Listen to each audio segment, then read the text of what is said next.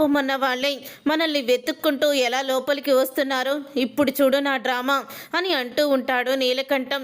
అప్పుడు ఇక నీలకంఠాన్ని చూసి ప్రభావతి అయితే బాగున్నారా అన్నయ్య గారు అని అడుగుతూ ఉంటుంది.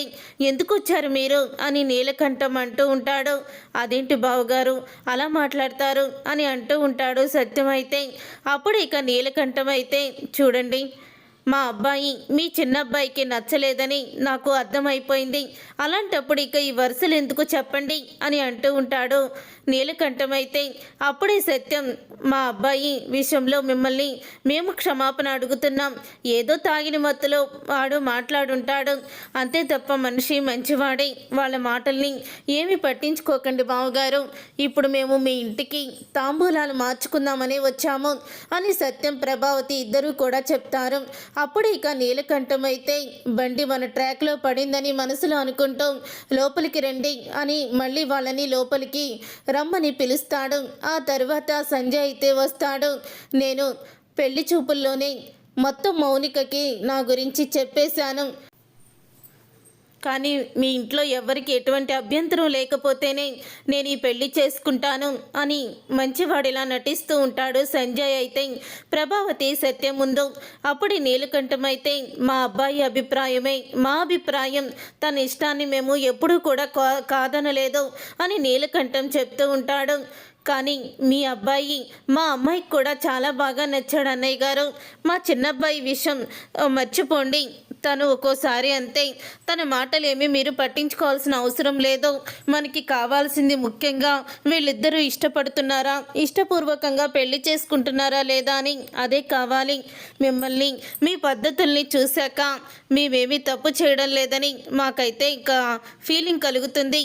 అందుకనే మీ ఇంటికి మళ్ళీ సంబంధం వెతుక్కుంటూ వచ్చాము అని ప్రభావతి అంటుంది. ఇక నీలకంఠం అయితే సరే అండి, పిల్లలు ఇష్టమే కదా మన ఇష్టం, వాళ్ళు సంతోషంగా ఉంటేనే కదా మనం సంతోషంగా ఉండేది. రేపే తాంబూలాలు మార్చేసుకుందాం, మళ్ళీ పెళ్లిలో ఇటువంటి ఆటంకాలు ఉండకూడదు అని నీలకంఠం అంటూ ఉంటాడు. అప్పుడు ఇక తాంబూలాలు మార్చేసుకుందాము అని చెప్పిన తర్వాత ఓకే అని ప్రభావతి అలాగే సత్యం ఇద్దరు కూడా చెప్తూ ఉంటారు. సరిగ్గా అప్పుడే ఇక అక్కడికి బాలు అయితే వస్తాడు, గేట్లు బద్దలు కొట్టుకుంటూ. మరి ఇంతలో నీలకంఠం సంజుని బయటికి వెళ్ళమని చెప్తాడు. ఇక సంజు అయితే బయటికి వస్తాడు. సంజుని చూసి బాలు ఇంకా రెచ్చిపోతాడు. ఇక సంజుతో అంటూ ఉంటాడు, రే నీలాంటి మూర్ఖుడికి నీలాంటి అహంకారికి నా చెల్లెల్నిచ్చి పెళ్లి చెయ్యాలా, దాని గొంతు కోయాలేంట్రా, అసలు నిన్నేం చేస్తానో చూడు అని అంటూ బాలు అయితే ఇక తాగిన మత్తులో పెద్ద గొడవే పెట్టుకుంటూ ఉంటాడు. అప్పుడు ఇక నీలకంఠం అందరూ కూడా బయటికి వస్తారు. వచ్చేసరికి ఇక నీలకంఠం అయితే చూడు బాబు, మేమంటే నీకు ఇష్టం లేదని అనిపిస్తుంది, కానీ ఇది మీ చెల్లెలి గురించి జరిగే పెళ్ళి, మీ చెల్లెలి భవిష్యత్తుని నువ్వే చేతులారా నాశనం చేస్తావా అంటూ నీలకంఠం అతి మంచివాడిలా నటిస్తూ ఉంటాడు. అప్పుడు ఇక నీలకంఠాన్ని కూడా కాలర్ పెట్టుకుంటాడు బాలు అయితే. ఇదంతా చూసి షాక్ అయిపోతూ ఉంటారు సత్యం ప్రభావతి. బాలుని ఎంత ఆపినా సరే వాళ్ళ మీద గొడవ పడుతూనే ఉంటారు. అప్పుడు ఇక సత్యం అయితే బాలుని చంప పగలగొట్టి తను గొడవను అయితే చేయకుండా ఆపుతాడు. అప్పుడు ఇక బాలు అయితే అంటూ ఉంటాడు, నాన్న మౌనిక జీవితాన్ని నాశనం చేయకండి నాన్న, వీళ్ళు పక్కా 420, వీళ్ళు అస్సలు కూడా మన చెల్లెల్ని బాగా చూసుకోరు, అది రోజు కూడా వచ్చి పుట్టింట్లో ఏడుస్తూ ఉంటే మనకు మాత్రం ఏం బాగుంటుంది చెప్పండి, వీడు మౌనికకి తగిన వాడు కాదు అని అంటూ ఉంటే ఆ మాట విని ప్రభావతి అయితే రే ఇక ఆపరా, ఇక ఆపు, నీ మాట ప్రకారం మేము చేయడం లేదని మా మీద కసి పెంచుకున్నావు కదా అని అంటూ ఉంటుంది ప్రభావతి. ఇంతలో అక్కడికి శృతిని తీసుకొని మీనా అయితే వస్తుంది. ఇక శృతిని తీసుకొని వచ్చిన మీనాని చూసి షాక్ అయిపోతూ ఉంటాడు సంజయ్ అయితే నీలకంఠం అయితే. అప్పుడే ప్రభావతి శృతిని ఇక్కడికి ఎందుకు తీసుకొచ్చావు అని అడుగుతూ ఉంటుంది ప్రభావతి మీనాని. ఎందుకంటే నా భర్త చెప్పేదే నిజం, వీళ్ళిద్దరూ కూడా పరమ దుర్మార్గులు, రౌడీ షీటర్లు. అంతేకాదు శృతికి ఇతనితో నిశ్చితార్థమయ్యి పెళ్లి పీటల దాకా వచ్చాక ఆగిపోయింది. కేవలం ఈ సంజు నీలకంఠం ఇద్దరూ కూడా మన మీద పగ తీర్చుకోవాలని మౌనికని పెళ్లి చేసుకుంటున్నారు తప్ప, ఇంటి కోడలుగా చేసుకుంటున్నారు తప్ప అసలు కూడా ఇష్టం ఉండి కాదు అని అంటూ ఉంటే ఇక ఆ మాట విని ఒక్కసారే షాక్ అయిపోతూ ఉంటుంది ప్రభావతి.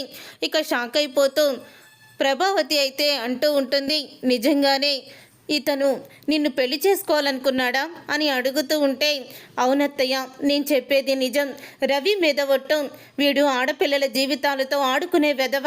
ఇలాంటి వెధవకి మన మౌనికనిచ్చి పెళ్లి చేయడం ఏంటత్తయ్య? మౌనికకి డబ్బున్నవాడు డబ్బు లేనివాడు కాదు. డబ్బున్నవాడు అయితే ఇదిగో ఇలాగే ఉంటుంది అని అంటూ ఉంటుంది. మీనా శృతి ఇద్దరూ కూడా చెప్తూ ఉంటారు. అప్పుడే ఇక అది విని ఇక నీలకంఠం దగ్గరికి వెళ్ళి ఇదంతా నిజమేనా అని సత్యం అడుగుతూ ఉంటే అప్పుడే నీలకంఠం ఎటూ దారి తప్పించుకోవడానికి వీల్లేక నీలకంఠం చేసిన తప్పుని ఒప్పుకుంటాడు. ఇక దాంతో ఒక్కసారి ప్రభావతి సత్యం షాక్ అయిపోతూ ఉంటారు. అప్పుడు ఇక సత్యం అయితే నన్ను క్షమించిరా, తొందరపాటులో నీ మీద చేయి చేసుకోవాల్సి వచ్చింది. నీ చెల్లెలి భవిష్యత్తు గురించి నువ్వు ఆలోచిస్తుంటే నేను నిన్ను కొట్టి చాలా పెద్ద తప్పు చేశాను అని సత్యం అయితే బాధపడుతూ ఉంటాడు. చూసారుగా ఫ్రెండ్స్, రాబోయే కథలో ఖచ్చితంగా ఇలాగే జరగబోతుంది.